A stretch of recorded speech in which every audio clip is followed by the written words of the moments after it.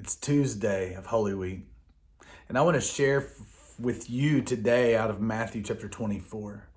You see, in life, all of us get busy and we start thinking about just things that we want to be involved with, things that we want to do. We get worried about situations that are going on in the world. And our generation that we're living in now is no different than any generation that has existed since Christ ascended into heaven. You see, our job as believers is to be faithful. And Christ reminds us or tells us of that in Matthew 24. He talks about the ends of the age, and the disciples ask him about what they should expect at the ends of the age. And in verse 6 of chapter 24, he says this: "You're going to hear of wars and rumors of wars. See that you're not alarmed, because these things must take place, but the end is not yet. For nation will rise against nation and kingdom against kingdom. There will be famines and earthquakes in various places. And these events are beginning of labor pains."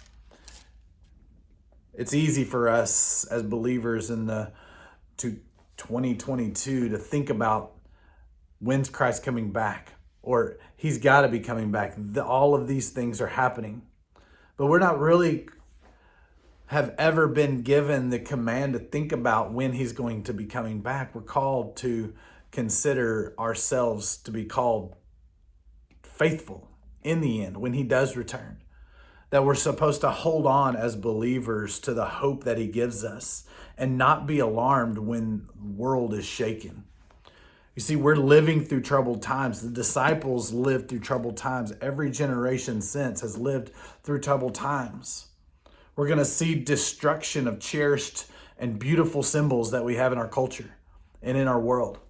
And it's up to us to hold on to Jesus, to continue to trust Jesus. In verse 46, Jesus says this: "Blessed is the servant whom the master finds doing his job when he comes." Don't get focused on all that's going on in the world that's against the Lord. That's natural. That's expected. That's going to keep happening. Focus on, what are you doing today?